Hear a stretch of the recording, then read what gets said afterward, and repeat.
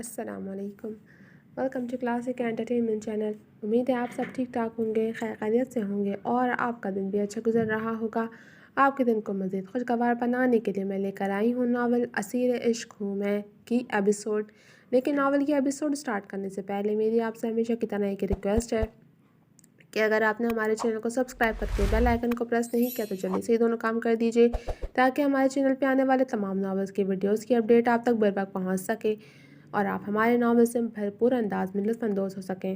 تو چلیں میں شروع کرتی ہوں ناول اسیر عشق ہوں میں ایپیسوڈ 35۔ یہ کال کرنے والا بالاج تھا جو گاڑی بلاسٹ ہونے سے قبل سڑک پہ کود گیا تھا اور لڑکتے ہوئے کھائی میں گر گیا تھا۔ اس کھائی میں گرنے کے بعد وہ معجزانہ طور پر بچ تو گیا تھا لیکن اسے ریکور ہوتے ہوئے کافی مہینے لگ گئے۔ اسی دوران اس نے پتہ لگوایا تو اس پہ اٹیک کروانے والے احمد انور اور نواز عالم ہی تھے۔ تبھی انہوں نے انہیں دعوت دینے کے لیے وقتی طور پر واقعی بلاج مصطفیٰ کو مار کے بلیک ایگل کو جنم دیا تھا۔ اپنے کلائنٹ کا انتظار کرتا افغان بےزاری سے کلائی پہ بندھی قیمتی گھڑی کو دیکھتا لاشعوری طور پر ریسٹورنٹ کے شیشے کے پار دکھائی دیتی ان دو لڑکیوں پہ نگاہیں گاڑ چکا تھا جو ریسٹورنٹ کے شیشے کے بالکل پاس کھڑی تھیں اور بارش کے شور کے باعث ان کی بلند آواز اسے صاف سنائی دے رہی تھی۔ میرا دل چاہتا ہے کہ میرے پاس ڈھیر سارا پیسہ ہو اور میں ورلڈ ٹور کروں، میں دنیا کا ہر رنگ دیکھوں، اسے محسوس کروں۔ بارش میں بھیگتی ان میں سے ایک لڑکی جو اس وقت سرخ کھلی سی شلوار اور سفید گول گھیرے والی قمیص میں ملبوس، گلے میں دوپٹہ مفلر کی طرح لپیٹے ہوئے چہکتے ہوئے بول رہی تھی، لیکن نہ جانے کیوں لہجے کی اس چہکار کے باوجود اس سمے اس کے چہرے پر چھائی مزدگی شرافگن کی ذہانت سے بھرپور آنکھوں سے نہ چھپ سکے۔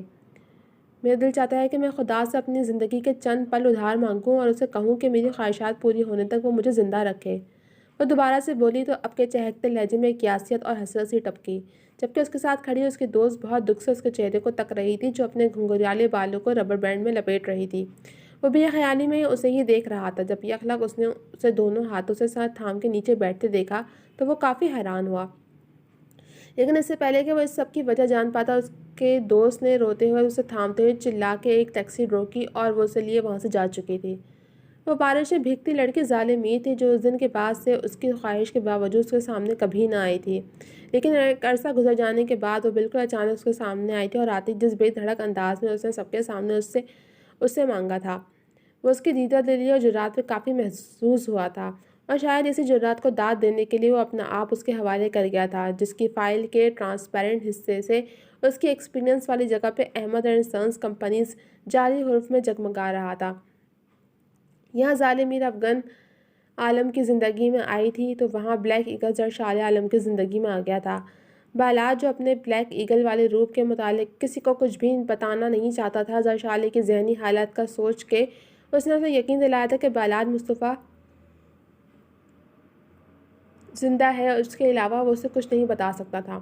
نواز عالم اور احمد انور ان جیسے بے شمار کرپٹ انسان جو گھر کی عزت تک کو اپنے مفاد کے لیے بیچنے سے گریز نہیں کرتے تھے، ان کا خاتمہ کرنے کے لیے ایک بھنور میں الجھے افغان عالم اور بالاج مصطفیٰ مزید کن گردابوں میں الجھنے والے تھے کون جانے۔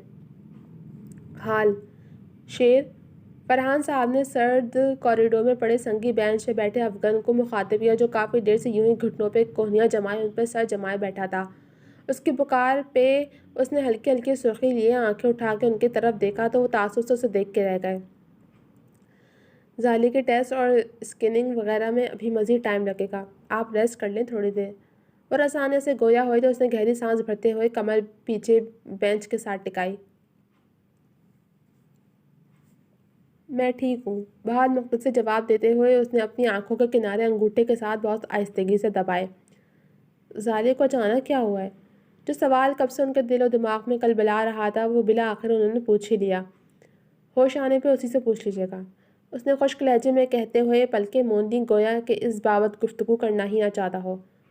افغان بیہیو، کچھ پوچھ رہا ہوں آپ سے۔ اس کی بد مزاجی پر اسے تنبیہ کرتے فرحان نے سنجیدگی سے پوچھا تو اس نے اکتائے ہوئے انداز میں آنکھیں کھولی۔ یہ بال کی کھال اتارنے والی عادتیں عورتوں میں ہوتی ہیں، لیکن ماشاءاللہ سے اس عادت سے آپ بھی مالا مال ہیں۔ آپ کی اس عادت کی تشریح کرتے ہوئے بتانا چاہتا ہوں کہ آپ کی بہو میری اونچی آواز برداشت نہیں کر سکی۔ اس نے چڑے ہوئے انداز میں کہتے ہوئے پلکیں واپس موڑنی چاہیں جب اس کی نظر دور سے آتے ایک مرد پہ پڑی جو سر پہ پی کیپ پہنے سر کو جھکائے پرسکون انداز میں چلتا ہوا اسی کی سمت آ رہا تھا۔ اوہ ناٹ اگین۔ زالے کی وجہ سے دکھتے ہوئے سر کو ہاتھوں میں جکڑے ہوئے اس نے ڈھیروں غصہ ضبط کیا۔ کیا کر رہے ہو تم ادھر؟ وہ جیسے ہی ان کے نزدیک پہنچا تو وہ سرد لہجے میں گویا ہوا۔ اس کے سوال پہ وہ فوراً حوالناک ہوا اور جلدی سے ایک نظر خود پہ ڈالی۔ مطلب کہ تم نے اتنی جلدی پہچان لیا مجھے؟ وہ پرتعصب انداز میں کہتے ہوا فرحان عالم سے ملتا ہوا اس کے ساتھ بینچ پہ بیٹھا اور کچھ فاصلے پہ چوکنا کھڑے فرحات کو دیکھ کے ہاتھ ملایا۔ تم ادھر کیا کر رہے ہو؟ اس نے ضبط کرتے ہوئے کھردرے لہجے میں دوبارہ سے اپنا سوال دہرایا تو اس کا منہ بنتے دیکھ فرحات نے فوراً مسکراہٹ دبانے کو سر نیچے جھکایا۔ میں اندر پڑی اس لیڈی کی طبیعت پوچھنے آیا تھا جنہیں میری آنکھیں اور پلکیں بہت پسند ہیں۔ سنجیدگی سے جواب دیتے ہوئے اس نے بہت شاطرانہ انداز میں اپنی بے عزتی کا فوراً بدلہ لیا تو افغان کا چہرہ تن سا گیا۔ ٹھیک ہے اندر پڑی ہوئی لیڈی، اس لیے تم یہاں سے جا سکتے ہو اس سے پہلے کہ تم سے کوئی دوسری لیڈی چھین لی جائے۔ عادتاً وہ سپاٹ مگر دھمکی آمیز لہجے میں گویا ہوا تو وہ فوراً سنبھلا۔ اوکے جا رہا ہوں میں، مجھے بھابھی کی کنڈیشن بتاتے رہنا، پریشان مت ہونا، مگر یہاں جانے سے پہلے مجھے ایک سوال کا جواب تو دو۔ وہ اس کا کندھا تھپتھپا کے اپنی ہی انداز میں تسلی دیتا اپنی جگہ سے اٹھا تو افغان نے سوالیہ نگاہوں سے جبکہ فرحان صاحب اور فرحات نے دلچسپی سے اسے دیکھا۔ کیا تم زالے بھابھی سے محبت کرتے ہو؟ خوبصورت آنکھوں میں شرارتی رنگ لیے وہ گویا ہوا تو افغان کے چہرے کا رنگ فوراً متغیر ہوا۔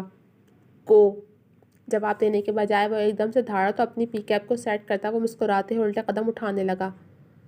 جواب مل چکا ہے لیکن بھابھی کے لیے نیک تمنائیں ہیں جن پہ یہ ظلم ہونے والا ہے، چٹانے والے انداز میں کہتا وہ فوراً لمبے لمبے ڈگ بھرتا وہاں سے غائب ہوا کہ اس کا اس طرح سے باہر رہنا واقعی خطرے سے کم نہ تھا۔ جبکہ اس کے سوال اور پھر جواب پہ اندر لگی آگ کو کم کرنے کے لیے افغان نے مضطرب انداز میں جیب سے سگریٹ نکالتے ہوئے ہونٹوں سے لگایا تو فرحان صاحب بہت سے سوال دل میں ہی دباتے اسے دیکھ کر رہ گئے۔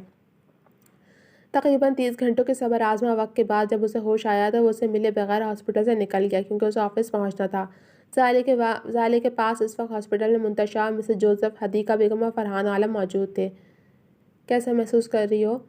منتشا نے اس کے بال ماتھے سے ہٹاتے ہوئے محبت سے پوچھا تو زالے نے برا سا منایا۔ ہاسپٹل کے بیڈ پہ لیٹے ہوئے بندے سے ایسا بے وقوفانہ سوال تم ہی کر سکتی ہو۔ تھک چکی ہوں یار، یہاں سے جلدی نکل پاؤ مجھے۔ اسے اتنا تو یقین ہو چکا تھا کہ ان گزرے گھنٹوں میں نہ صرف حدیقہ اور فرحان بلکہ وہ سنگدل شخص بھی اس کی بیماری کے بارے میں جان چکا ہوگا، مگر اس کے باوجود بھی وہ کسی کے سامنے اپنی کمزوری ظاہر نہیں کرنا چاہتی تھی۔ لیکن زالے تمہاری طبیعت، منتشا نے فکر مندی سے اسے دیکھا جو اب ہاتھ میں لگے کینولا کو کینہ توز نگاہوں سے دیکھ رہی تھی۔ دیکھو منتشا، تم جانتی ہو کہ یہ سر درد اکثر ہونے لگتا ہے اور اس دفعہ تو میرا سر تمہارے زبردستی کے بھائی اور میرے باس کے خواہ چیخنے کی وجہ سے ہوا، اور جیسا کہ اب وہ یہاں نہیں ہے اس لیے میں بالکل ٹھیک ہوں۔ اس کے نہ جانے کون کون سے مختلف ٹیسٹ کیے گئے تھے کہ اب اس پہ عجیب سی کمزوری طاری ہوئی تھی اور اپنی کنڈیشن اس سے خوفزدہ کر رہی تھی۔ وہ مشکلات کا ڈٹ کے مقابلہ کرنے والی لڑکی ہاسپٹل کے نام اس کے ماحول سے خوفزدہ ہو جایا کرتی تھی۔ اسے لگتا تھا کہ یہ جگہ اس کے خوابوں کو پورا کرنے سے پہلے نگل لے گی، یہ جگہ اس کی خواہشات کی تکمیل میں آڑے آ جائے گی۔ وہ اس جگہ سے دور رہ کے اپنی خواہشات کو جلد سے جلد پورا کرنا چاہتی تھی۔ وہ آپ کا درد سر باس آپ کو چلتے پھرتے دیکھ کے پھر سے کوئی نیا درد سر آپ کے لیے ڈھونڈ نکالے گا، اس لیے آپ کچھ دیر یہاں ہی رک جائیں۔ فرحان عالم نے شگفتی سے کہتے اس کا کینولا دوبارہ سے سیٹ کیا تو ان کی بات پہ وہ شرمندہ سی ہو گئی۔ ویسے ایک مفت کا مشورہ بھی ہے۔ اس کے پاس ہی پڑی کرسی پر بیٹھے وہ اس سے اپنے مخصوص انداز میں بولے تو وہ فوراً ان کی طرف متوجہ ہوئی۔ جی کون سا؟ وہ جو آپ کا درد سر ہے نا، اس سے بچنے کے لیے آپ ہم دونوں سے رابطہ کر سکتی ہیں کیونکہ اس درد سر سے زیادہ پیاری لگتی ہیں آپ ہمیں۔ مشفقانہ اور دوستانہ انداز میں کہتے ہوئے انہوں نے حدیقہ بیگم کی جانب اشارہ کیا تو اس کے حلق میں بے اختیار بہت کچھ اٹکا تھا۔ پکی بات ہے نا؟ اس نے بمشکل خود کو بولنے پہ آمادہ کیا تو اس کی بات پہ حدیقہ بیگم اور فرحان عالم نے جس شد و مت سے سر ہلایا وہ سبھی مسکرا دیے تھے۔ رات کا پہلا پہر گزر چکا تھا جب اس نے ہسپتال کے سرد اور سنسان کوریڈور میں قدم رکھا۔ مریضوں کے ساتھ آئے لوگ اس وقت محو خواب ہو چکے تھے جبکہ اکا دکا لوگ یا عملے کا کوئی فرد ہاسپٹل میں چڑھتا پھرتا نظر آ رہا تھا۔ ارد گرد سے بے نیاز وہ سیاہ بوٹوں میں مقید اپنے پاؤں چمکتے ہوئے فرش پہ رکھتا اس پرائیویٹ روم کی جانب بڑھ رہا تھا جہاں اسے کچھ گھنٹے قبل شفٹ کیا گیا تھا۔ آہستگی سے دروازہ کھولتے ہوئے اس نے قدم اندر رکھا تو نظر سیدھی پیشنٹ بیڈ پہ گئی جہاں وہ پرسکون سے محبوس راحت تھی۔ وہاں سے ہوتی اس کی نظر کمرے میں پڑے بیڈ پہ گئی جہاں اس وقت حدیقہ بیگم لیٹی ہوئی تھیں۔ اس کی اطلاعات کے مطابق منتشا اور مسز جوزف کو کچھ گھنٹوں کے لیے زبردستی فرحان صاحب کے ڈرائیور کے ساتھ ہاسٹل بھیجا گیا تھا اور ان کے واپس آنے کے بعد حدیقہ بیگم کو ریسٹ کے لیے بھیجنا تھا۔ ماں پر نظر ڈالنے کے بعد وہ پیشنٹ بیڈ کی جانب بڑھا تو نظر اس کے زرد چہرے سے الجھنے لگی۔ وہ جھکا اور بہت آہستگی کے ساتھ اس کے ماتھے پہ اپنے لب رکھے اور پھر اس کی آنکھوں پہ جھکتا ہوا ان پہ اپنا لمس چھوڑنے لگا۔ آنکھوں سے ہوتا وہ رخساروں پہ پہنچا لیکن پھر کچھ سوچ کے رک گیا اور دایاں ہاتھ اس کے چہرے کی طرف بڑھاتے اس کی ناک کھولے سے دبائی۔ وہ کچھ دیر قبل سوئی تھی، اچانک سانس بند ہونے پر اس نے بے اختیار منہ کھولتے ہوئے سانس لینے کی کوشش کی، لیکن جب ناک مزید بند ہوتا محسوس ہوا تو اس نے ہاتھ پاؤں چلاتے ہوئے چلانے کی کوشش کی۔ آنکھیں کھولو اپنی۔ اس کے حلق سے آواز نکلنے سے قبل ہی گویا دب گئی تھی۔ اس نے اپنے دماغ پہ زور ڈالنے کی کوشش کی کہ آیا وہ زندہ ہے، لیکن جب سانس بند ہونے کے ساتھ ساتھ دائیں رخسار پہ سرسراتا ہوا لمس محسوس ہوا تو اس نے پٹ سے آنکھیں کھول دیں۔ آنکھیں کھولتے ہی نظر آنے والے چہرے کو دیکھ کے اس کے حلق سے ایک واشگاف چیخ بلند ہوئی۔ اس کی چیخ اس قدر بلند تو ضرور تھی کہ کچھ فاصلے پہ سوئی حدیقہ بیگم ہڑبڑاتے ہوئے جاگ گئیں۔ کیا ہوا ظالے بیٹا؟ انہوں نے فوراً فکر مندی سے اس کے بیڈ کی جانب دیکھا جس کے ساتھ کھڑے بیٹے کو دیکھ کے وہ لب دبا کے رہ گئیں، جبکہ وہ خشمگین نگاہوں سے اسے ہی دیکھ رہا تھا جو کمبل سینے تک اوڑھے آنکھیں پھاڑے اسے تک رہی تھی۔ آپ یہاں کیا کر رہے ہیں؟ اس نے تیز دھڑکتے دل کے ساتھ اس سے استفسار کیا جو اس کے رد عمل پہ پہلے ہی تپا ہوا تھا۔ جان سے مارنے آیا ہوں، اس نے کھردرے بے لچک لہجے میں دیے گئے جواب پہ جہاں زارے نے بے یقینی سے اسے دیکھا وہیں حدیقہ بیگم ہول اٹھی۔ جی تو جناب اب تک کے لیے صرف اتنا ہی۔ کیسی لگی آپ کو یہ ایپیسوڈ؟ کمنٹ سیکشن میں اپنی رائے کا اظہار ضرور کیجیے گا۔ جلد ملوں گی آپ سے اگلے ایپیسوڈ کے ساتھ، تب تک کے لیے اجازت دیجیے۔ اللہ حافظ۔